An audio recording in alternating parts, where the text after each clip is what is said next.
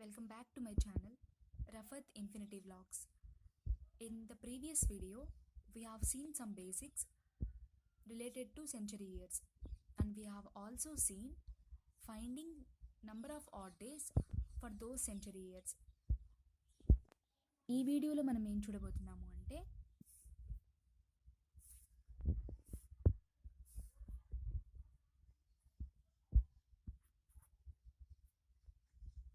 finding the day of the week. Finding the day of the week based on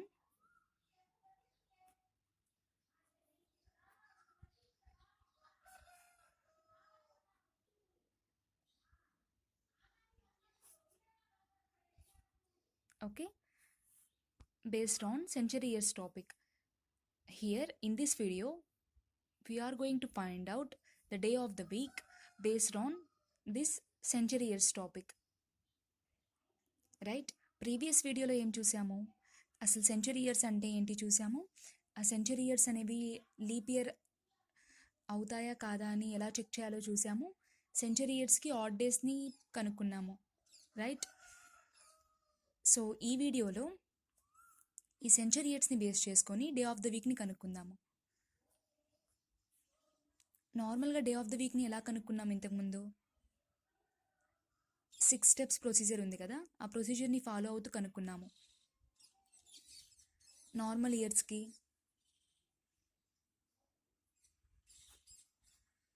అంతే కదా. So normal ఇయర్కి మళ్ళీ leap ఇయర్లో మళ్ళీ 2 కేసెస్ ఉంటాయి. డేట్ అనేది బిఫోర్ మార్చ్ అయినప్పుడు, అలానే ఆఫ్టర్ మార్చ్ అయినప్పుడు కదా. ఆ 6 స్టెప్స్ ప్రొసీజర్ ఏదైతే ఉందో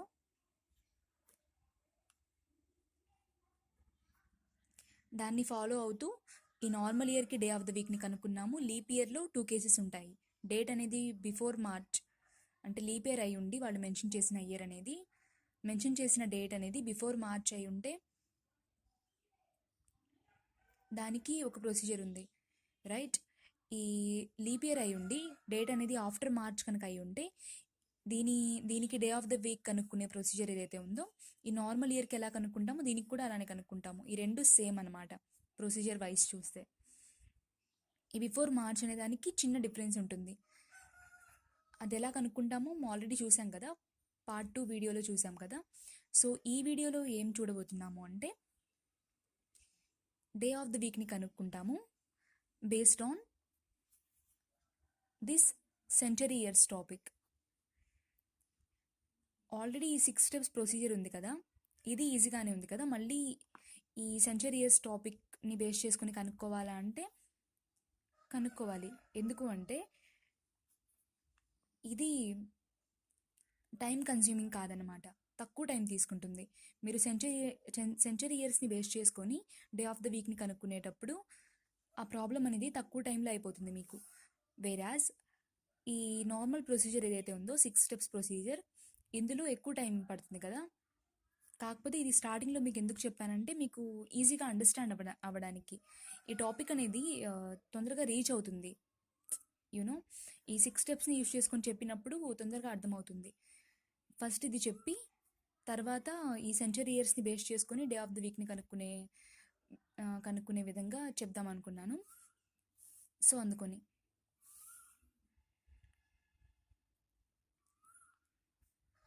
సో వితౌట్ వేస్టింగ్ టైం ఒక ప్రాబ్లం తీసుకుందాము. ఆ ప్రాబ్లమ్ని ఈ 2 వేస్లో సాల్వ్ చేద్దాము. ఒకటి 6 స్టెప్స్ని బేస్ చేసుకొని నార్మల్ ప్రొసీజర్లో ఒక సాల్వ్ చేద్దాము.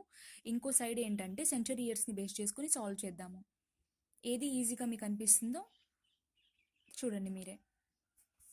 సో ప్రాబ్లం వచ్చేటప్పటికి what was the day of the week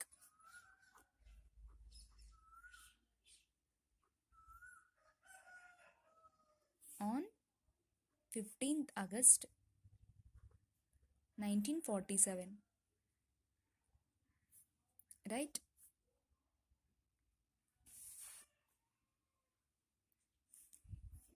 So మనం ఏం కనుక్కోవాలి ఇక్కడ? ఈ డే ఆఫ్ ద వీక్ని మనం కనుక్కోవాలి, రైట్? వాళ్ళు మెన్షన్ చేసిన డేట్ ఏంటి? 15th of August 1947. దీన్ని ఈ 2 వేస్లో కనుక్కుందాము. ఒకటి ఏంటంటే నార్మల్ ప్రొసీజర్, అంటే 6 స్టెప్స్ని ఫాలో అయ్యి చేసే ప్రొసీజర్.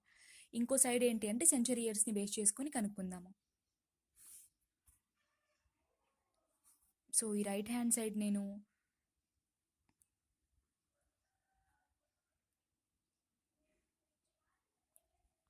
సెంచరీ ఇయర్స్ని బేస్ చేసుకుని కనుక్కుంటాను. ఈ left hand side normal procedure ద్వారా కనుక్కుంటాను. ఫస్ట్ నార్మల్ ప్రొసీజర్ ద్వారా కనుక్కుందాము. ఎందుకు అంటే మీకు ఈ టాపిక్ అనేది మీకు ఫెమిలియర్ టాపిక్ కాబట్టి, మీకు తెలుసు కాబట్టి, ఆల్రెడీ ఐడియా ఉంది కనుక. సో నార్మల్ ప్రొసీజర్లో ఏం చేస్తాం? ఫస్ట్ స్టెప్లో ఏం చేస్తాము? We just take the last 2 digits of the mentioned year, right? Last 2 digits ఏంటి? 47. నేను స్టెప్స్ అన్ని రాయట్లేదు ఎందుకంటే మీకు ఆల్రెడీ ఐడియా ఉంది కాబట్టి. సో సెకండ్ స్టెప్లో ఏం చేస్తాము? In the second step we just divide this, the last 2 digits by 4. ఎందుకు 4 తోటి డివైడ్ చేస్తాము అంటే తెలుసు కదా, ఇక్కడ క్వశ్చన్ ఏదైతే వచ్చిందో అది దేన్ని ఇండికేట్ చేస్తుంది అంటే it indicates the number of leap years, right? So 4 1s are 4. So here comes 7. Again 4 1s are 4. So this leaves a remainder 3. But here our concentration should be on the quotient. Here this quotient indicates the number of leap years, right? ఈ 1900 series అనేది 1900 నుంచి start అవుతుంది కదా, 19 series అనేది. So 1900 to 1947 మధ్యలో 11 leap years ఉన్నాయన్నమాట. Okay, ఈ question అనేది నంబర్ ఆఫ్ లీప్ ఇయర్స్ని ఇండికేట్ చేస్తుంది. సో ఈ 11ని ఇక్కడ నోట్ చేసుకుంటాము. సో ఇన్ ద థర్డ్ స్టెప్లో ఏం చేస్తాము? దిస్ ఈజ్ వెరీ సింపుల్ కదా. We just take the date mentioned in the problem, 15th. So in the fourth step we are going to take the code of the month, August. ఆగస్ట్కి code ఏంటి? 2 కదా. మీకు doubt కనుక ఉంటే, like if you want to check,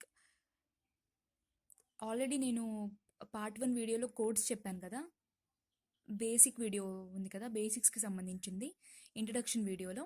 so అది చూడండి. So in the fifth step we just take the code of the year. So మనందరికి తెలుసు కదా, from 1900 to 1999 the code is 0, right? So ఈ కోడ్స్కి సంబంధించింది కూడా పార్ట్ 1 వీడియోలో, ఇంట్రడక్షన్ వీడియోలో ఉంది, అది చూడండి ఒకసారి. So before going to the last step we just add all these 5 steps. So 2 + 5 7, 7 + 1 8, 8 + 7 15. So then 4 + 1 5, 5 + 1 6, 6 + 1 7. So 75. In the last step we divide this 75 by 7 kada. 7 1s are 7. So here comes 5. So the remainder is 5. 5 is code for which day? Friday, right? So corresponding day ఏంటి? 5 number 5కి అంటే Friday కదా. ఇది already part 1 వీడియోలో, introduction వీడియోలో ఉంది కదా. So 15th August 1947 అనేది ఫ్రైడే వచ్చిందనమాట. ఓకే, ఇది మనం నార్మల్ ప్రొసీజర్ ద్వారా చేసాం కదా. ఇప్పుడు ఈ రైట్ హ్యాండ్ సైడ్ ఏం చేద్దాము అంటే సెంచరీ ఇయర్స్ని బేస్ చేసుకొని ఈ 1947 August 15th అనేది ఏ డేనో కనుక్కుందాము. ఫర్ దట్ ఈ 1947 కదా, ఈ 1900 పైన వచ్చిన ఇయర్స్ అంటే ఈ 47 ఇయర్స్ని పక్కన పెట్టండి. ఫస్ట్ 1900ని ఎలా రాసుకుందాము అంటే 1600 + 300గా రాసుకుందాము. రాసుకోవచ్చు కదా. సో 1600కి ఆడ్ డేస్ ఎన్ని? 0 ఆడ్ డేస్ కదా. ఎలా 0 ఆడ్ డేస్? సో మనకు 400కి ఎన్ని ఆడ్ డేస్ వచ్చాయి?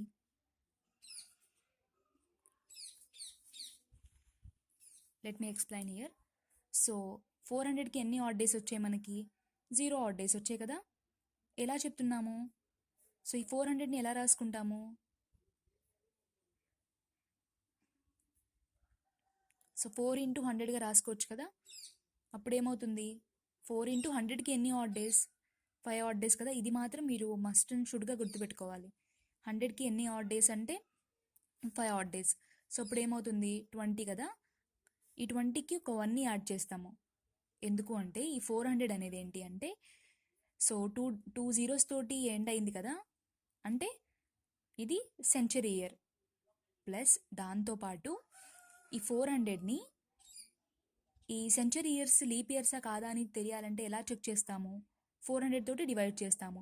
ఈ 400 అనేది పైన ఉన్న సెంచరీ ఇయర్ని ఎగ్జాక్ట్గా డివైడ్ చేసినప్పుడు అప్పుడు అదేమవుతుంది? లీప్ ఇయర్ అవుతుంది కదా. సో 400 అనేది 400ని ఎగ్జాక్ట్గా డివైడ్ చేస్తుంది. సో అప్పుడు ఏమవుతుంది? ఇది సెంచరీ ఇయర్తో పాటు లీప్ ఇయర్ కూడా కదా. లీప్ ఇయర్ కాబట్టి ఈ రీజన్ కారణంగా ఇక్కడ ఏం చేస్తామంటే 1 యాడ్ చేస్తాము. అప్పుడు ఎంత వచ్చింది? 21 వచ్చింది. ఈ 21ని 7 తోటి మల్టిప్లై చేసినప్పుడు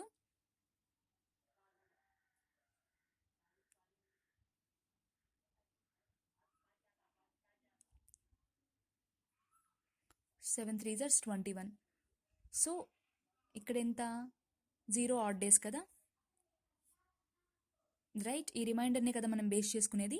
సో 0 ఆడ్ డేస్ అనమాట. అంటే 400 ఇయర్స్కి 0 ఆడ్ డేస్ ఉంటాయన్నమాట. ఇంకో విషయం మనకేం తెలుసు? After every 400 years the same day repeats కదా. సో 400 ఇయర్స్కి 0 ఆడ్ డేస్ అంటే ఆఫ్టర్ 400 ఇయర్స్ అంటే ఎప్పుడు? మళ్ళీ 800 ఇయర్స్కి 0 ఆడ్ డేస్ ఉంటాయి. తర్వాత మళ్ళీ ఆఫ్టర్ 400 ఇయర్స్ అంటే మళ్ళీ 1200 ఇయర్స్కి, మళ్ళీ ఆఫ్టర్ 400 ఇయర్స్ అంటే 1600 ఇయర్స్కి, తర్వాత మళ్ళీ 2000 ఇయర్స్ అండ్ ఎక్సెట్రా అలా అన్నమాట. అంటే ఇక్కడ 1600 ఇయర్స్కి ఎన్ని ఆడ్ డేస్ ఉన్నట్టు? 0 ఆడ్ డేస్ ఉన్నట్టు. 0 ఆడ్ డేస్ రాసాం కదా. 300 ఇయర్స్కి ఎన్ని ఆడ్ డేస్ ఉన్నాయి? ఎన్ని ఆడ్ డేస్ ఉంటాయి? ఆల్రెడీ చూసాం కదా ప్రీవియస్ వీడియోలో, ఇంకోసారి చెప్తాను. సో ఈ 300ని ఎలా రాసుకోవచ్చు? 100 ఇంటూ 3గా రాసుకోవచ్చు. 100 ఇయర్స్కి ఎన్ని odd days? 5 odd days into 3, so 15 కదా. ఈ 15ని 7 తోటి మీరు డివైడ్ చేసినప్పుడు 7 2 జర్స్ 14. So this leaves a reminder 1, అంటే 1 ఆడ్ డే అన్నమాట. 300 ఇయర్స్కి 1 odd day. So 1 odd day, right. Next దీన్ని రాసుకున్నాం కదా. 1900ని 1600 ప్లస్ 300గా రాసుకున్నాము. 1600కి 0 ఆడ్ డేస్, 300కి 1 ఆడ్ డేగా రాసుకున్నాము. పైన ఉన్న ఈ 47 ఇయర్స్ ఉన్నాయి కదా, ఈ 47 ఇయర్స్ కూడా ఆడ్ డేస్ రాయాలి కదా. సో దానికోసం ఏం చేయాలి అంటే ఈ 47th ఇయర్ ఏదైతే ఉందో దాన్ని తీసుకోము. ఎందుకంటే అది కంప్లీట్ అయిందా? అవ్వలేదు కదా, ఇంకా ఆగస్ట్ మంత్లోనే ఉన్నాం కదా. సో 47th ఇయర్ని కన్సిడర్ చేయము, కంప్లీట్ అయిన ఇయర్స్ని కన్సిడర్ చేస్తాము. కంప్లీట్ అయిన ఇయర్స్ ఎన్ని? 46 ఇయర్స్ కదా. ఈ 46 ఇయర్స్లో ఎన్ని ఆడ్ డేస్ ఉన్నాయో మనకు తెలియాలంటే ఫస్ట్ మనకేం తెలియాలి? ఈ 46 ఇయర్స్లో ఎన్ని లీప్ ఇయర్స్ ఉన్నాయో, ఎన్ని నార్మల్ ఇయర్స్ ఉన్నాయో తెలియాలి కదా. దానికోసం ఏం చేస్తామంటే ఈ క్యాలిక్యులేషన్ పార్ట్ మొత్తం ఇక్కడ వేస్తాను, నేను ఇక్కడ చేస్తాను. ప్రాబ్లమ్ ఆడ్ డేస్ అవన్నీ ఇక్కడ క్యాలిక్యులేట్ చేద్దాము, రైట్. సో ఇప్పుడు ఏం కనుక్కోవాలి? 46 ఇయర్స్లో ఎన్ని లీప్ ఇయర్స్ ఉన్నాయో, ఎన్ని నార్మల్ ఇయర్స్ ఉన్నాయో కనుక్కోవాలి. కనుక్కొని దాని ప్రకారం మనం ఇక్కడ ఆడ్ డేస్ని రాయాలి. 6 ఇయర్స్ ఎందుకు తీసుకున్నాము? ఇక్కడ 47 కదా ప్రాబ్లంలో ఇచ్చింది అంటే 47th ఇయర్ అనేది కంప్లీట్ అవ్వలేదు కదా ఇంకా, కాబట్టి కంప్లీట్ అయిన ఇయర్స్ని తీసుకుంటాము. అందుకని 46ని తీసుకున్నాము. సో ఈ 46లో ఎన్ని లీప్ ఇయర్స్ ఉన్నాయో, ఎన్ని ఆర్డినరీ ఇయర్స్ ఉన్నాయో తెలియాలంటే ఏం చేయాలి? దేనికన్నా మీరు ఎన్ని ఇయర్స్ అయినా తీసుకోండి, దానిలో ఎన్ని లీప్ ఇయర్స్ ఉన్నాయి, ఎన్ని ఆర్డినరీ ఇయర్స్ ఉన్నాయో మీకు తెలియాలి అంటే ఆ నెంబర్ని 4 తోటి మీరు డివైడ్ చేయాలి. 4 1 జర్స్ 4. So here comes 6. అగైన్ 4 1 జర్స్ 4. So this leaves reminder 2 right. But మన కాన్సన్ట్రేషన్ ఎక్కడ ఉండాలి ఇప్పుడు? క్వశ్చన్ మీద కదా, ఎందుకంటే క్వశ్చన్ దేన్ని ఇండికేట్ చేస్తుంది? నంబర్ ఆఫ్ లీప్ ఇయర్స్ని ఇండికేట్ చేస్తుంది. సేమ్ ఇదే ఎక్కడ చూసాం మనం? నార్మల్ ప్రొసీజర్లో సెకండ్ స్టెప్లో కదా, ఇది కూడా అంతే కదా. దేన్ని ఇండికేట్ చేస్తుంది ఈ క్వశ్చన్ అనేది? నంబర్ ఆఫ్ లీప్ ఇయర్స్ని ఇండికేట్ చేస్తుంది. ఇక్కడ కూడా అంతే. ఇలా తీసుకున్నప్పుడు ఈ 46 ఇయర్స్ పీరియడ్లో ఎన్ని లీప్ ఇయర్స్ ఉన్నాయి మనకి? 11 లీప్ ఇయర్స్ ఉన్నాయి, రైట్. 11 లీప్ ఇయర్స్ ఉన్నాయి. 46 ఇయర్స్ పీరియడ్లో 11 లీప్ ఇయర్స్ ఉన్నాయంటే ఎన్ని నార్మల్ ఇయర్స్ ఉన్నట్టు? 46 మైనస్ 11 చేస్తే తెలిసిపోయింది కదా.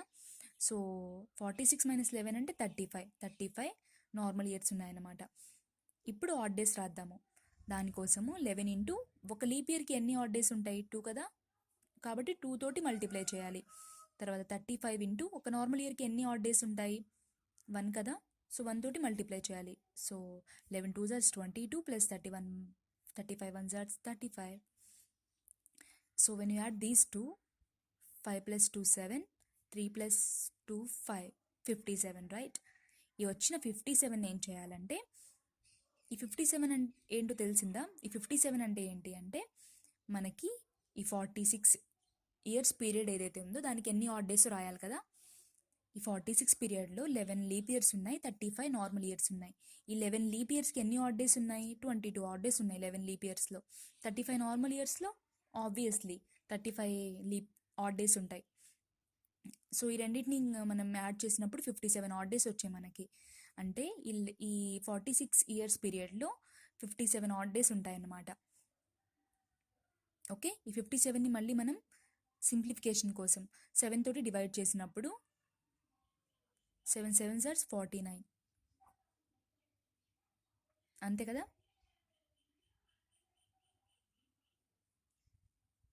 సారీ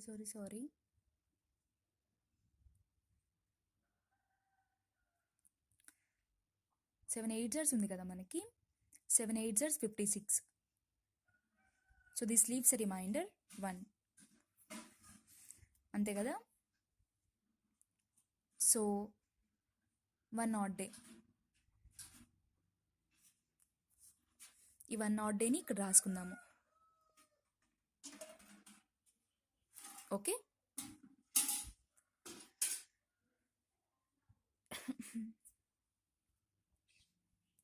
అర్థమైందా?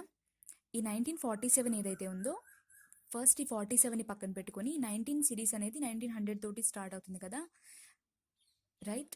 సో ఈ 1900 ఇయర్స్ని ఫస్ట్ రాసుకున్నాము. ఎలా రాసుకున్నాము? 1600 ప్లస్ 300గా రాసుకున్నాము. 1600 ఇయర్స్లో 0 ఆడ్ డేస్ ఉంటాయి, 300 ఇయర్స్లో 1 ఆడ్ డే ఉంటుంది.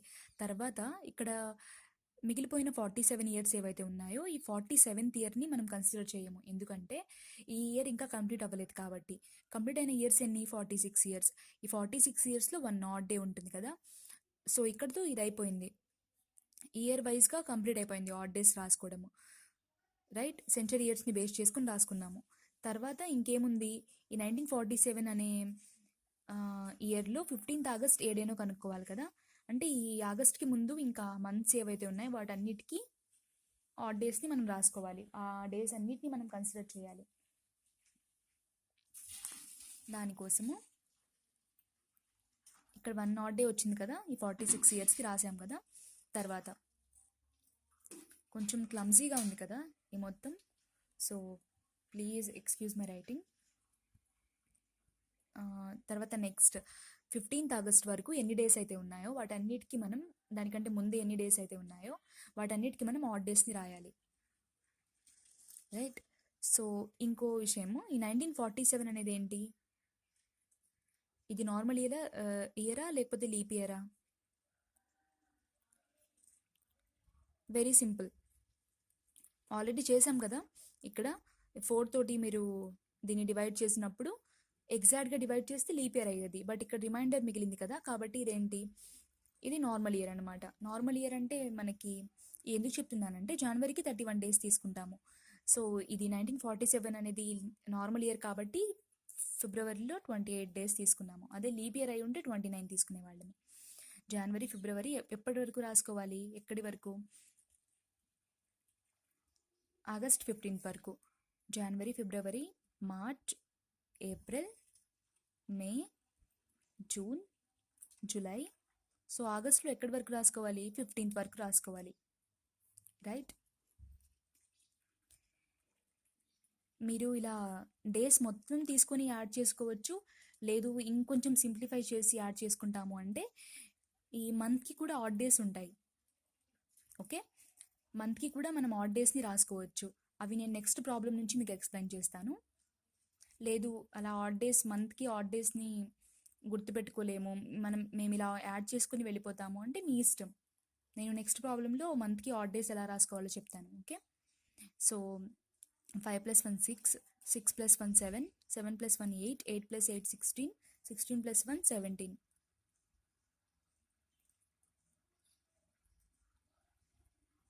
So then 1 + 1 2, 2 + 3 5, 5 + 3 8, 8 + 3 11, 11 + 3 14, 14 + 3 17, 17 + 2 19, 19 + 3 22.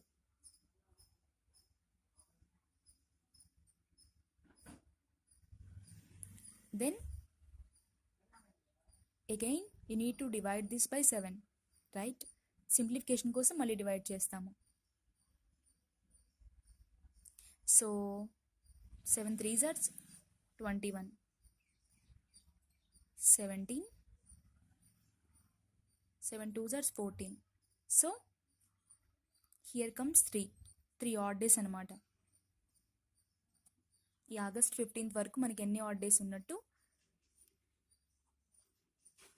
Up to August 15th మనకి ఎన్ని ఆడ్ డేస్ ఉన్నట్టు? 3 ఆడ్ డేస్ ఉన్నట్టు.